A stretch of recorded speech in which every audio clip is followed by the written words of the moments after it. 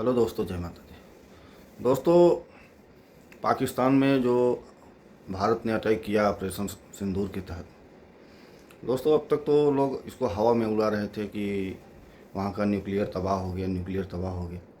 लेकिन यह 100% सत्य घटना है और जिसे अभी भी जो है इंटरनेशनल मीडिया जो है नहीं बता रही है। लेकिन अब मैं ये दावे के साथ कह सकता हूँ कि पाकिस्तान में जो है न्यूक्लियर पे जो अटैक हुआ, नूर खान एयरबेस और सरगोसा एयरबेस पे, इन दोनों जगह पे जो है न्यूक्लियर उसके ब्लास्ट हुए हैं। और नूर खान एयरबेस पे तो जो अटैक किया भारत ने, उस समय उस पाकिस्तान के कम से कम 100 आर्मी जवान उसके अंदर, आर्मी जवान या उसके अधिकारी जो भी इसके तहत काम करते हैं वो लोग थे। और इंडिया ने उसके दोनों पिन पॉइंट पे जब मारा, वो दोनों जगह से बंद हो गया। और जब बंद हो गया तो जो लोग उसके अंदर थे, अब वो लोग उसमें मर गए कि बचने का तो कोई चांस ही नहीं होता।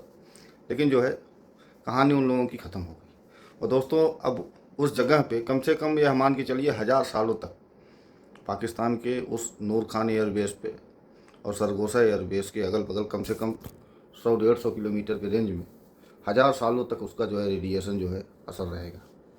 और इतनी भयानक स्थिति वहाँ बन गई है कि पाकिस्तान की मीडिया तो उसको मतलब जो है बता ही नहीं सकती।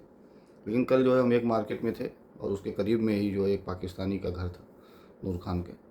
अब इस समय वो मतलब जो है यहीं पे है। उसके परिवार वाले बेचारे जो है वहाँ से लगभग 500 किलोमीटर दूर जाके जो है अपना झुग्गी झोपड़ी बना के रह रहे हैं। हम दोनों मतलब अकेले ही थे, ऐसे ही बैठे बैठे बात होने लगी तो उसने मतलब जो है वो बात करते करते रोने लगा। आदमी आम इंसान था बेचारा, हाउस ड्राइवर वो भी है हमारी तरह। वो बताने लगा सब कहानी, यार इस तरीके से हो गया। वो इस बात को उसने कबूल किया कि ये गलती जो है हमारे आर्मी चीफ की वजह से हुआ। और आर्मी चीफ की वजह, दूसरी चीज़ जो है अगर पाकिस्तान या जानकारी जो है भारत को दिया होता कि यहाँ पे हमारे न्यूक्लियर सामान रखे हुए हैं, तो शायद ऐसा नहीं होता। और भारत ने जो है अनजाने में मारा या जान के मारा, अब ये तो भाई इंडियन आर्मी बता सकती, दूसरा कोई नहीं बता सकता। दोस्तों, घर में घुस के मारने की प्रथा जो है, लोग समझ रहे होंगे कि नरेंद्र मोदी जी जब आए इंडिया में प्रधानमंत्री बन के, उसके बाद से शुरू हुई। क्योंकि सर्जिकल स्ट्राइक, फिर एयर स्ट्राइक, फिर अभी आप लोग ऑपरेशन सिंदूर देख ही रहे हैं। जी नहीं, इसके पहले भी भारत के राजाओं ने जो है घर के अंदर घुस के मारा है। अगर आप लोग को शायद ध्यान में न हो, हालांकि जानकारी तो 99% लोगों को है, लेकिन वो लोग उस बात को जो है गौर नहीं करते। आप लोग याद करिए, जब भगवान रामचंद्र जी वन में गए थे और सीता जी का हरण हुआ था, और राजा रामचंद्र जो है अयोध्या के राजा के लड़के थे, और रावण जो है लंका का राजा था, और उसने हरण किया सीता जी का।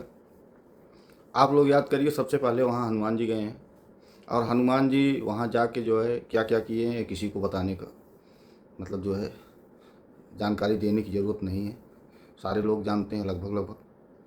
और उसके बाद भगवान राम ने वहाँ क्या किया है, युद्ध हुआ है क्या किया है, ये भी किसी को नहीं बताने की ज़रूरत है। और रामायण कब हुआ है ये भी किसी को बताने की ज़रूरत नहीं।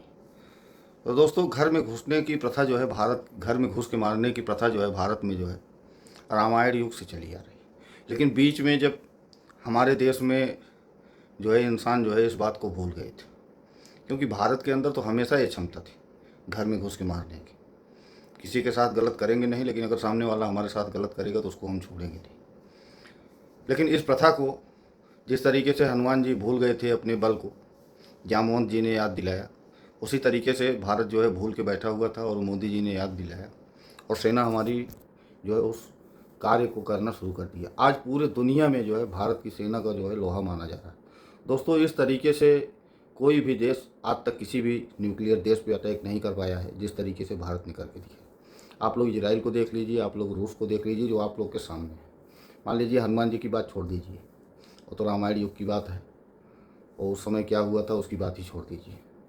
और रही बात भाई भाई में युद्ध होने की, तो रामायण में तो भगवान राम ने दिखाया था कि अपने भाई के लिए उन्होंने जो है राजपाट सब कुछ त्याग करके जो है वन में चले गए थे।